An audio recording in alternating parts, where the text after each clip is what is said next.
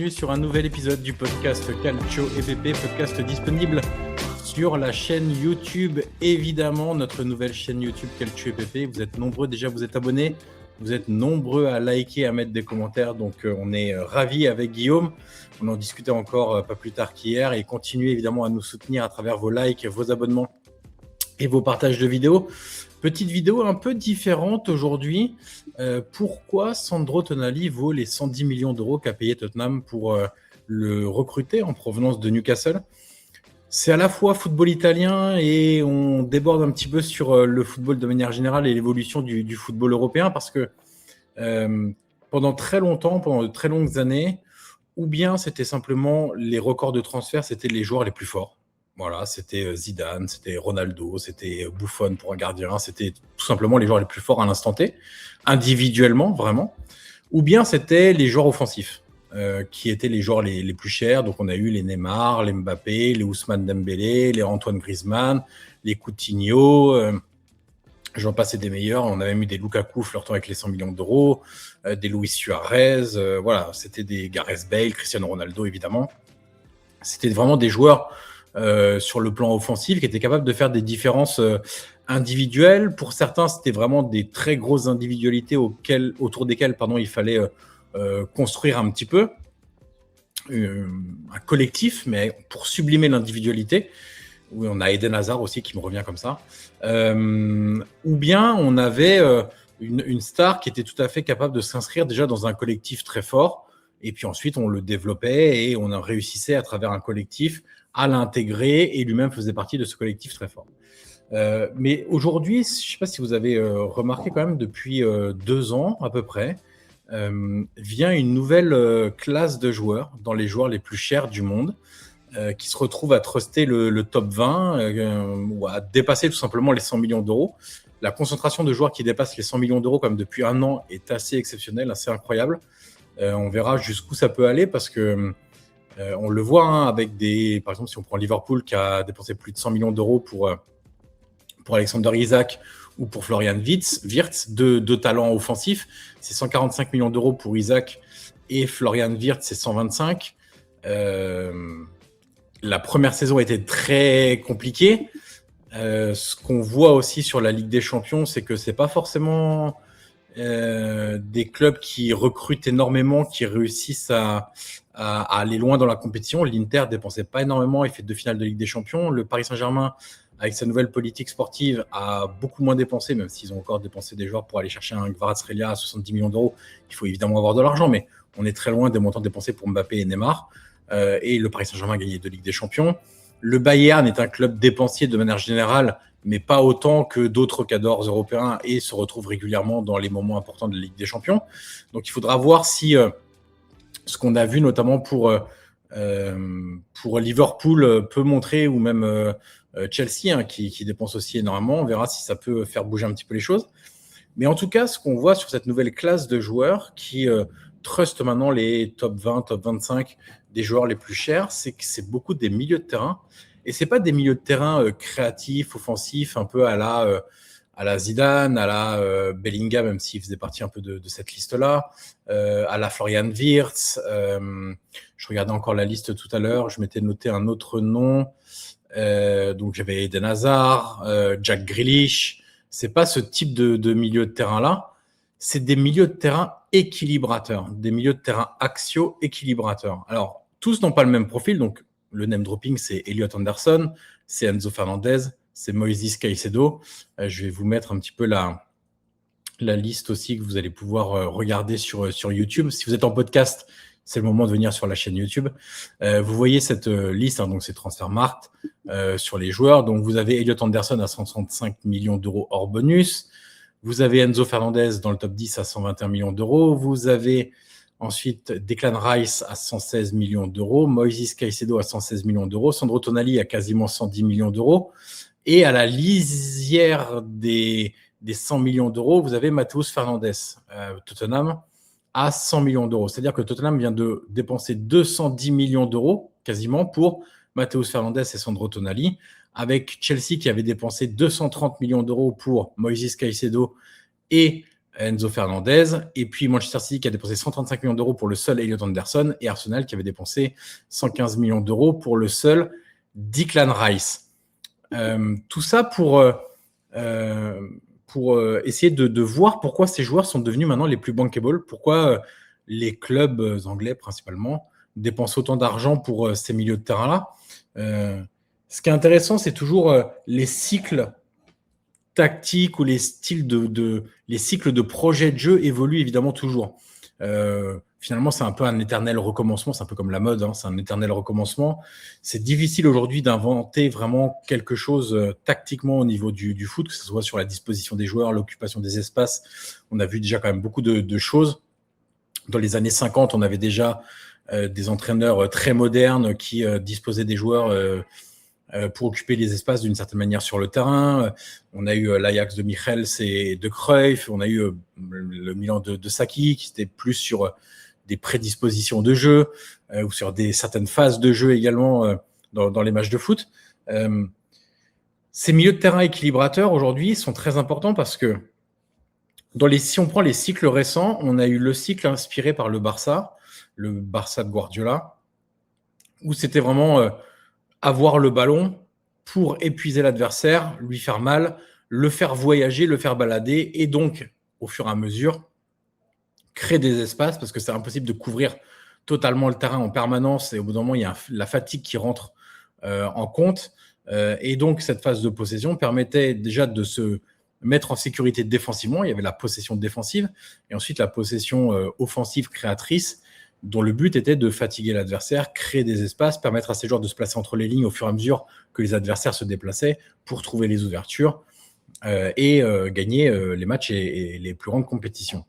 À ça, ont répondu une classe d'entraîneurs, beaucoup inspirés par Red Bull, mais pas simplement par Red Bull, par Ralf Rangnick, par d'autres, qui était le gegenpressing, qui était c'est comment on récupère le ballon très tôt pour éviter justement les phases de possession adverses, leur laisser le moins de temps possible pour que l'adversaire s'organise, récupère le ballon, mette en place sa tactique. Si on déclenche très rapidement des phases de pressing pour récupérer le ballon, l'idée, c'est qu'ils n'ont pas eu le temps de s'organiser et de ne pas faire la transition entre on défend et on se positionne pour attaquer, et donc de leur couper tous les espaces de temps de réflexion et d'organisation pour que nous, donc le club qui est en phase de pressing, pour récupérer le ballon, récupère le ballon et profite d'un bloc désorganisé pour faire mal à l'adversaire et passer lui en transition offensive. Et donc, ça a amené beaucoup de dimensions physiques. On oublie parfois, on dit oui, le jeu, maintenant, c'est quand même beaucoup de joueurs très physiques, mais c'est parce que c'est ce que le jeu demande. Les profils de joueurs qui sont développés arrivent toujours pour un besoin footballistique, pour un besoin actuel qu'on a vu dans le football. C'est pour ça que parfois, quand on essaie de courir derrière un peu toutes les innovations, notamment sur le plan de la formation, et qu'on n'a pas d'ADN propre, de style de jeu propre, très ancré, on finit par orienter la formation vers des profils de joueurs qui, quand ils arriveront à maturité, ne serviront presque plus à rien, ou en tout cas ne correspondront plus à l'évolution du foot et à ce que le foot demande à l'instant T.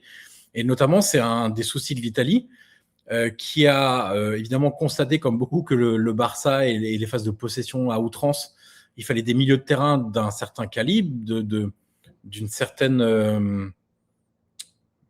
certain profil, avec des bons pieds, avec de la liberté créatrice, avec forcément moins de muscles aussi, mais plus de pensée. Donc, il faut former tous ces gens-là et tout. Sauf que quand ils ont initié cette formation-là, quand elle arrivait à maturité, on était en pleine transition avec des clubs qui insistaient beaucoup sur le gegenpressing, sur la dimension physique. Et c'est pour ça que l'Italie a beaucoup de bons jeunes, de bons milieux de terrain, mais est-ce qu'ils sont tous en mesure de répondre à ce que demande le football aujourd'hui ? Et si maintenant, aujourd'hui, vous mettez l'accent sur le gegenpressing, etc., peut-être que vous allez mettre 10 ans à développer ces joueurs-là, entre 5 et 10 ans, mais peut-être que dans ces années-là, ce sera un autre esprit qui aura émergé, et donc ces joueurs auront moins d'utilité ou seront moins dominants dans cette nouvelle phase de jeu que connaîtra le football. C'est pour ça que parfois c'est bien, et beaucoup se concentrent sur l'Espagne, c'est bien d'avoir son ADN, de croire en ce qu'on fait, d'avoir cette volonté de toujours évoluer de la même façon, avec les mêmes principes de jeu, en s'adaptant toujours, parce que les entraîneurs, même les plus dogmatiques, finissent toujours un peu par s'arranger et par s'adapter un petit peu aussi. Surtout maintenant, c'était un peu moins vrai avant. Maintenant, c'est même les entraîneurs un peu dogmatiques finissent toujours par s'adapter, parce que finalement, s'ils ne s'adaptent pas, aujourd'hui, c'est plus suffisant. C'est plus suffisant d'être un entraîneur dogmatique, d'avoir beaucoup d'idées et de se dire, de toute façon, je m'en fous, je finirai par gagner. Ça marche plus trop comme ça, parce que aussi, il n'y a plus la même concentration de stars dans les gros clubs, où les entraîneurs peuvent se dire, moi, il n'y a que cette manière-là de gagner, je connais que ça, de toute façon, j'ai les meilleurs joueurs et je peux leur demander n'importe quoi, comme j'ai les meilleurs joueurs, ça marchera. Donc, c'est un peu délicat. Mais si on court toujours après les tendances, au moment où on pense qu'on est arrivé au terme de notre cheminement, de notre formation pour répondre à la tendance elle est déjà terminée. On est sur une nouvelle tendance. Et c'est pour ça justement que l'Espagne, en décidant de maîtriser son style, d'y croire énormément et de le renforcer par différents profils qui amènent plus de modernité. Je veux dire, l'Espagne de Del Bosque, c'est pas l'Espagne de La Fuente. Le principe général est le même, la volonté de l'approche est la même, mais vous avez des profils de joueurs aujourd'hui que n'avait pas Del Bosque. Et c'est ça qui est bien dans les sélections nationales, c'est que créer ton identité, définis qui tu veux être. Il faut toujours que ça parte un peu sur l'esprit aussi de compétition, hein, mais définis qui tu veux être, comment tu veux jouer, comment tu veux former tes joueurs, qu'est-ce que tu attends chez eux, pour quel style de jeu, qu'est-ce que tu veux mettre en place comme projet technique, et ensuite forme ces joueurs-là, et ensuite il sera toujours temps d'adapter, d'amener des équilibres dans ce que tu vas demander pour répondre, un peu comme ce que fait l'Espagne, qui est vraiment un modèle pour moi de réussir à conserver son ADN tout en sachant répondre aux exigences de l'évolution du football qui ne sont pas forcément celles de ton ADN au départ. Et donc, cette digression pour dire qu'aujourd'hui, les milieux centraux, on n'est plus sur, pour faire simple, sur des Xavi ou sur des Busquets, ou avec beaucoup de possession, encore qu'ils pourraient toujours exister, parce que quand on a tellement de qualité, on peut toujours exister. Aujourd'hui, on a besoin de beaucoup plus de dimension physique que ça, évidemment, et on a besoin de joueurs qui sont ultra complets au milieu de terrain, qui sont autant importants sur l'apport offensif que sur l'équilibre défensif, qui sont autant importants par leur lecture tactique, leur analyse situationnelle, aussi bien en phase d'attaque que de défense, que par leur instinct, que par leur créativité, que par leur liberté de mouvement pour aussi faire la différence offensivement. Et c'est pour ça que des profils comme Enzo Fernandez, comme Moises Caicedo, comme Sandro Tonali, comme Mateus Fernandes, comme Elliot Anderson, et j'en oublie un,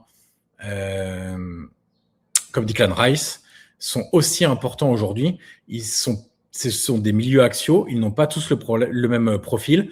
Il y a des joueurs qui rentrent plus dans le playmaker très technique, mais qui a la science de l'analyse situationnelle et qui va être capable de résoudre beaucoup de situations grâce à sa lecture du jeu. Vous avez des milieux de terrain qui sont plus sur la densité physique, qui vont amener beaucoup de volume, beaucoup de courses, beaucoup de courses vers le but adverse, mais aussi vers son propre camp.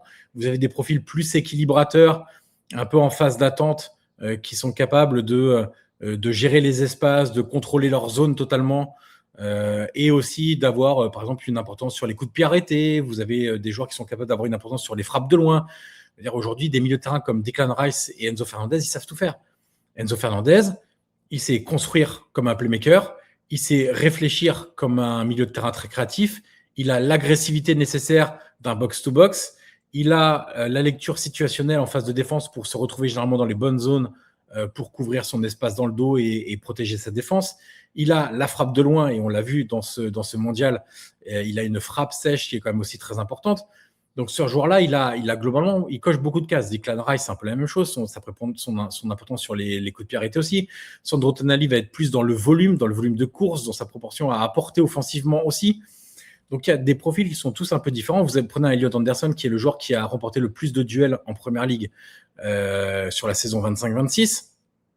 C'est des profils de joueurs qui jouent au même poste, mais des profils différents. Mais la ressemblance qu'ils ont, c'est qu'ils sont extrêmement complets, extrêmement importants dans l'équilibre. Pourquoi? Parce que vous avez aujourd'hui besoin de joueurs offensifs qui vont amener beaucoup de déséquilibre, des ailiers notamment très techniques qui vont être capables de gagner des 1 contre 1, des 1 contre 2, des latéraux aussi très offensifs qui vont venir dans les demi-espaces, où c'est l'ailier qui va prendre le demi-espace pour que le latéral passe dans son dos et offre une solution, qu'il soit servi ou non, il offrira une solution, il créera des décalages ou créera un mouvement de l'adversaire pour aller couvrir le mouvement de ton coéquipier.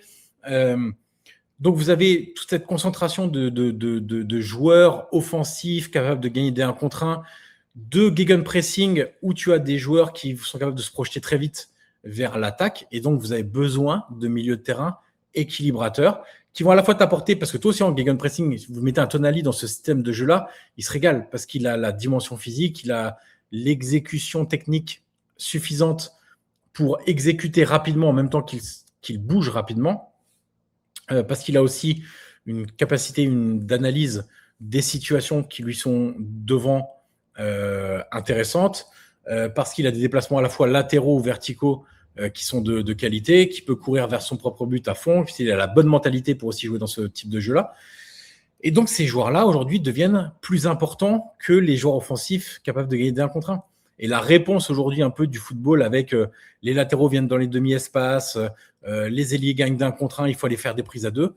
Bah, vous avez besoin de milieux de terrain extrêmement complets qui ont la densité physique, la capacité à jouer, à créer des actions pour ses propres coéquipiers, de s'inscrire dans un collectif à la fois sur phase offensive et sur phase défensive. Et c'est pour ça que des joueurs qui à la fois sont capables de gagner des duels, à la fois sont capables de faire jouer les autres, à la fois gèrent très bien les espaces devant, mais les espaces aussi derrière, couvrir les zones. Et en Italie, on a une expression, c'est filtrer. Les milieux de terrain doivent filtrer ce qui se passe devant eux pour que la défense ait moins de travail. Et ben, ces joueurs-là qui sont capables de filtrer aussi et de donner beaucoup moins de travail à la défense centrale, ça a un coût, ça a une valeur.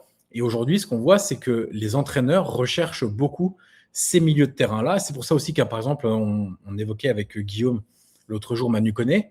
C'est pour ça que Manu Koné, c'est pas le joueur qui va te marquer beaucoup de buts. Jusqu'à la surface de réparation adverse, ça va. Il est bon, il accélère, il récupère, il tacle, il repart aussitôt, il propose des solutions.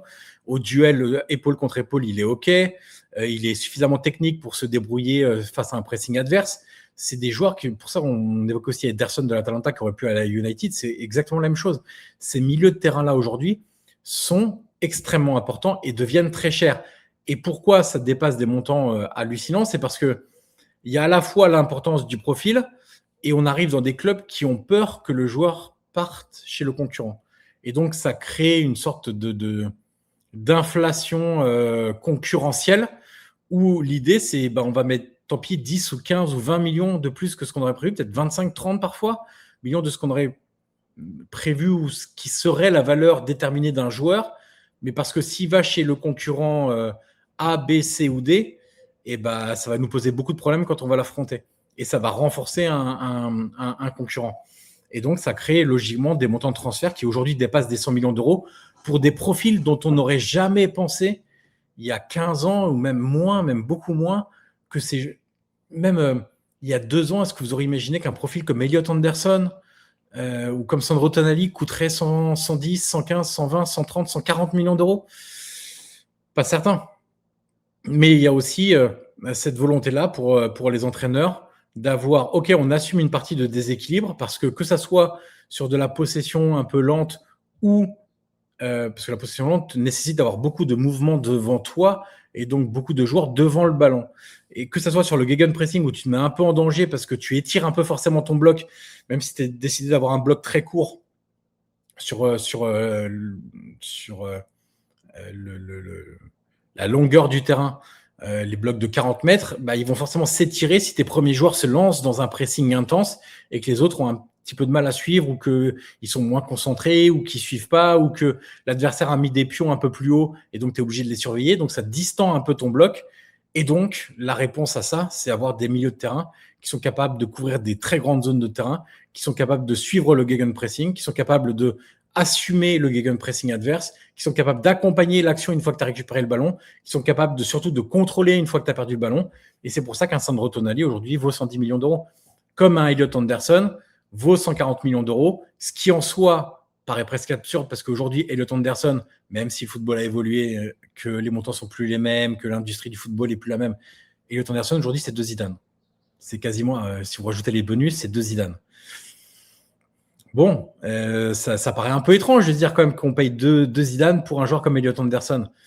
Mais on est dans un football différent où ce poste-là devient une clé absolue. Et en l'espace de 2 ans, qu'on ait Enzo Fernandez à 120, Moïse Caicedo à 116, Elliot Anderson à quasiment 140, Sandro Tonali à 110, Matheus Fernandez à 199 et Declan Rice à 115 de mémoire, c'est pas un hasard. Et si aujourd'hui ces milieux de terrain-là, axiaux, équilibrateurs, denses physiquement, propres techniquement, qui proposent beaucoup de mouvements dans les 2 phases de jeu, dans des matchs de foot, et bah, ça a une valeur immense. Et c'est pour ça qu'un Sandro Tonali aujourd'hui, qui a énormément progressé par rapport à ses débuts à Brescia, où il était plus dans un football de contrôle, dans une zone de confort, et son passage en Première Ligue, c'est ce qu'on avait évoqué dès qu'il avait signé en Première Ligue. Pour la Nazionale, c'est forcément très bien.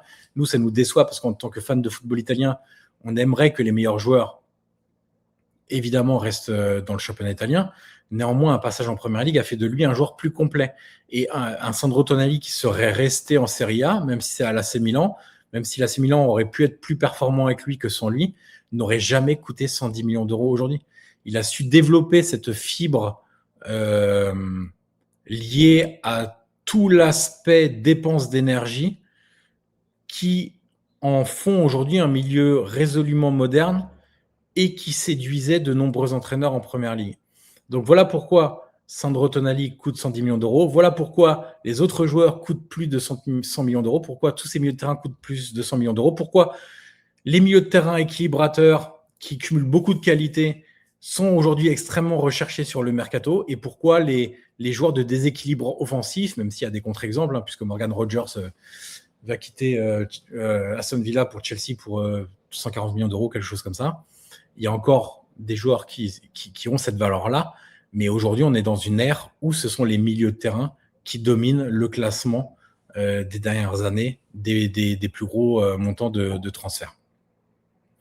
Voilà pour ce podcast qui est à la fois sur Sandro Tonali, à la fois sur le football italien, mais aussi plus une réflexion globale sur le marché des transferts, sur son évolution et sur pourquoi finalement, on voit, et vous l'avez vu comme nous tous, pourquoi vous voyez des milieux de terrain aujourd'hui dont vous n'auriez jamais imaginé qu'ils pourraient coûter ce prix-là aux différents clubs un peu partout en Europe, notamment et surtout en Première Ligue, parce que la manne financière du championnat anglais est évidemment bien plus importante que dans les autres pays.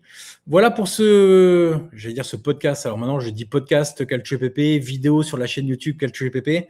Encore une fois, n'hésitez pas à vous abonner, à activer la cloche. Vous voyez le petit logo, c'est de l'autre côté. C'est le petit logo qui est ici. Si vous êtes sur YouTube, like, subscribe et activez la cloche aussi pour être tenu informé des petites vidéos qui arrivent sur la chaîne Calcio PP. On a aussi des shorts. On fait des petits shorts quiz avec Valentin Tulio d'Instant Foot. On vous prépare aussi des start bench cut dans les shorts parce qu'on sait que c'est quelque chose que vous aimez bien. On fera sans doute un gros start bench cut avec Valentin et Guillaume très prochainement, mais on vous prépare aussi des petites pastilles en shorts sur les start bench cut.